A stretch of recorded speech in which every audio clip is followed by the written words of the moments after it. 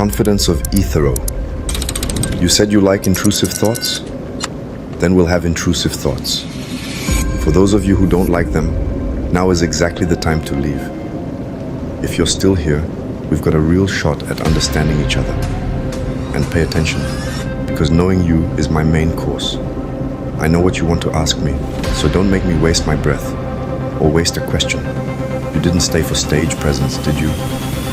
Deep down, you wanted this to be something else. Gossip. You wanted the old man to sit here and crack open the house of horrors of the art world. Who slept with who sold out, who's a fraud. You wanted me to be the court jester who entertains the castle. I know what you want to ask. What you don't know is why you want to ask me.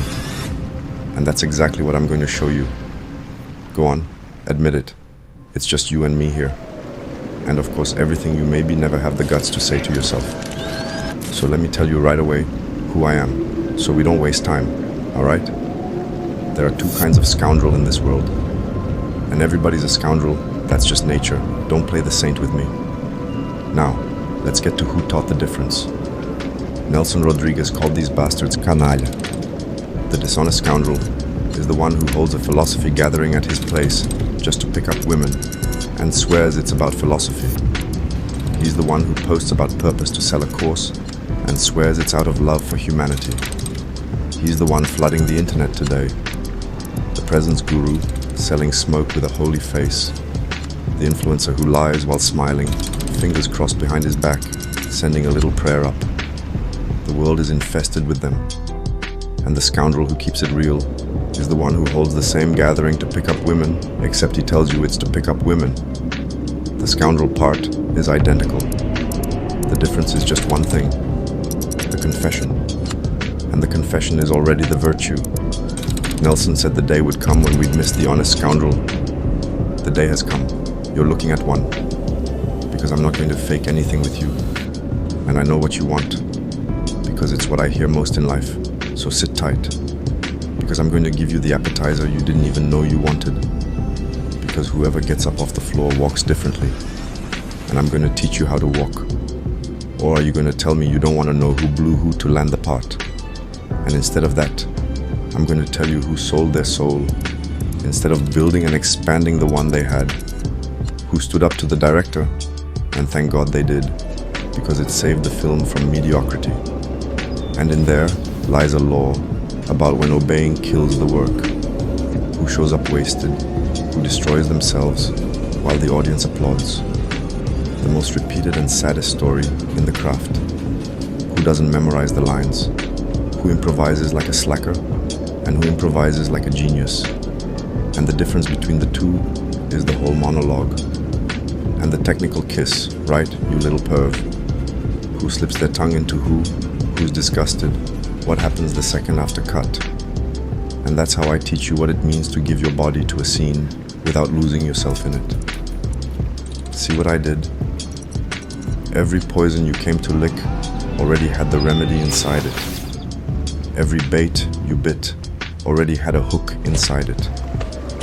That's what being an honest scoundrel is. I confess the bait while I'm hooking you. And now notice something. Notice where you are this exact second. Your ass flattened against the chair, a leg gone numb that you hadn't even noticed until I said it. See that? It's been hours since you came back to your own body. I only made you read one sentence. That tingling in your leg is the most present thing that's happened to you today. And it was free, in one paragraph. Imagine what's on the other side of this.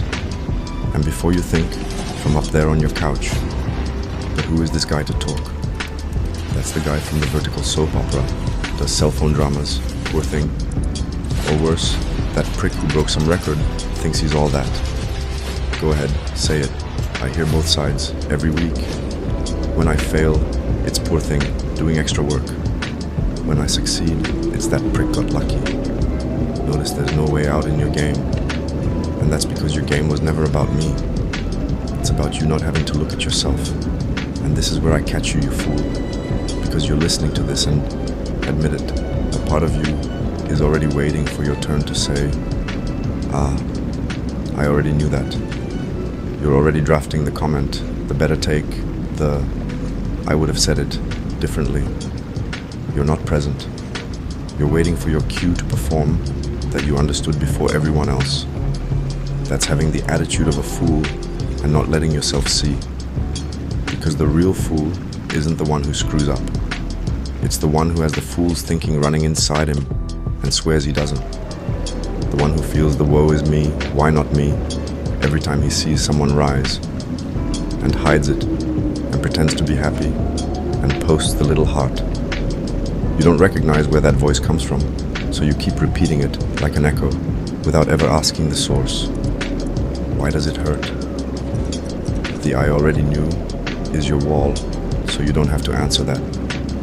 It's easier to already know everything than to admit you wanted it and didn't get it. Look at how you treat others, which is how you treat me. There are people you admire from afar and despise up close. You look at these people and see what? Luck, looks. Right place, right time. Must have slept with someone. Because it's easier, right? It's much easier to say it was a blowjob, a handout, dumb luck, than to say the one thing that hurts, that it was hard work, and that it was a way of seeing things that you don't have. If it was luck or a blowjob, you're safe. You could have had it too. You just didn't get lucky. You just didn't agree to put out. But if it was work and vision, the mirror turns to you and shows that you stayed on the couch while they crossed the desert. So you choose the blowjob. You always choose it.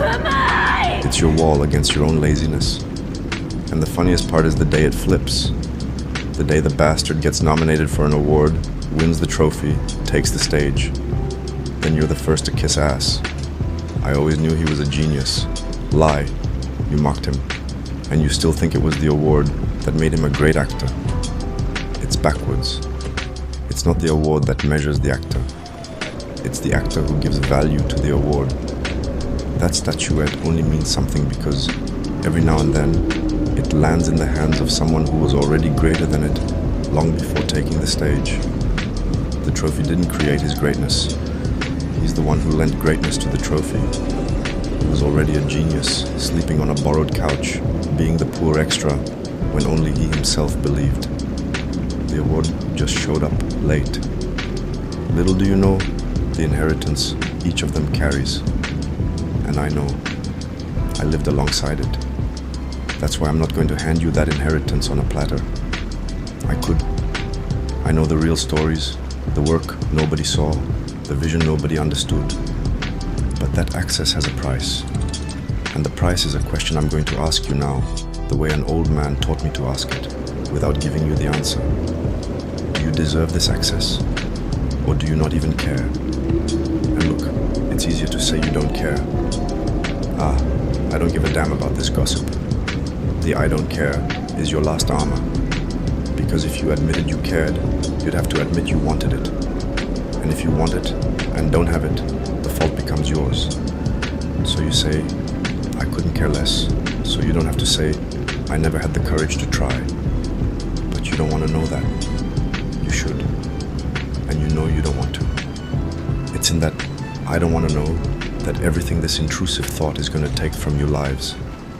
There's a man, Fernando Pessoa, or better, a guy that Pessoa invented to speak for him, because Pessoa was too much to be just one. And this man resolves you in a single stroke. Listen slowly, after all the filth you begged for. All love letters are ridiculous, but in the end, only the creatures who never wrote love letters are the ones who are ridiculous. Get the blow? You came to laugh at the ridiculousness of others. The one who blew someone, the one who choked, the one who got high, the one who got lucky. It's delicious to point. And Pessoa, dead for 100 years, turns from beyond the grave and says to your face, the ridiculous one isn't the one who exposed himself. It's you, who never had the courage for anything, who never wrote the letter without knowing if it would be answered, who never walked onto a stage knowing he'd fall flat. The ridiculous person in this room isn't the actor you mock. It's you, judging from the couch, intact, safe, and dead. That punches the whole monologue. You can stop listening now. But you won't. Because even you are tired of being a spectator of your own life. I'm not going to become the dishonest scoundrel you wanted. The one who'd give you the gossip swearing it's journalism. Who'd hand you the dirt, pretending it's art. And it's not out of morals. Morals are a crutch for people who need to feel superior to sleep. It's for a deeper reason. There's a Greek myth, the one about Narcissus, and everybody tells it wrong. They say he died of vanity. Lie. He died because he was identical to you in this exact second. Bent over a screen, addicted to scrolling his own reflection, thinking he was alone when he was in a meeting. And pay attention to what nobody tells you. Narcissus's problem was never looking inward. It was not going deep enough. Because the mirror only happens on the surface. Of the water, of the eye, of the soul. Go down one finger into the water, and there's no reflection anymore. Only depth, only truth. Narcissus stayed stuck in the top millimeter, in the film where the mirror lives. His salvation wasn't to lift his eyes to somewhere else, turn his face, look far away. The other was in the same water, at the same point, before the same eyes. It wasn't about changing position, it was about changing focus. And in the act of adjusting the focus, he ended up being forced to look inward, deep. The path to seeing the other passed through inside him. And pay attention to one thing, because it's all the same object. The same couch where you lie is the couch where he slept rough. The same river that drowned Narcissus is the one that could have saved him. The same award, the same screen, the same water. I'm not showing you different things. I'm showing you the same thing from the right place. Because the difference was never in the object. It was in whoever confuses the reflection with the depth of field. And the reflection isn't the enemy. It isn't the limit. It's a tool, a possibility. It just isn't the whole. But the boy didn't dive. He stayed on the surface, hypnotized by his own image. Just like you, scrolling this screen for who knows how long, heading God knows where. And he dried up at the river's edge. And that's when I turned my head. Because I have to confess something to you, right here, talking about Narcissus. I was about to make the same mistake he did. When I started writing this, you know what I was doing, really? Basically a flyer for myself. Notice me, look at what I've already done, look at my records, look at how I deserve to be recognized. And then I stopped. Because that seems exactly like what a real artist wouldn't do. Not that I'm a real artist, mind you. But to begin with the most basic principle of all, that of believing you can be. Before any award, before any proof, before any number, just believing. I let go of the reflection, because a text about presence, written by an actor, runs the mortal risk of becoming this, a sellable Narcissus, bent over his own image for 300 pages. And I don't want to dry up at the edge of this river, but I'm the one who once fell, and whoever gets up off the floor walks differently. I've already drowned in my own reflection, already lost myself, already been David at the river's edge, wanting what he saw. And I got up. And whoever gets up walks differently, learns to look at the water without drowning in it. That's the only reason I can talk to you. Not from up high, like someone who never fell, but from inside someone who fell and came back. It was an old man who picked me up when I was nothing. Wasn't a damn thing. The world looked and saw only that, an old man. But instead of dumping the immense erudition he had, this gentleman would ask me questions. Gave me a face I didn't yet have. This gentleman composed, before I was born, a song about the king who kneels to wash his friend's feet. And today, when I look back, I don't see an old man anymore. I see an angel. He knelt to lift me up when I didn't even know I'd fallen. So that's what I can try to do with you. What he did with me. Lift you up off the floor. And who knows, one day, without even remembering me, you'll kneel down and lift someone else up. Because that's how you cross over. Not alone, admiring your own water, but passing the hand forward. Whoever gets up off the floor walks differently. And whoever lifts others up off the floor has to walk differently, too. I just want to settle one single thing. I want you to walk differently because you learned that you have to get up. Because the floor isn't solid for you to lie there, dead, flat on it. It's for you to gain momentum. It's to adjust the focus and get off the goddamn surface so you can take off. Fly. Got it? Deal? Agreed? Done? Then let's go.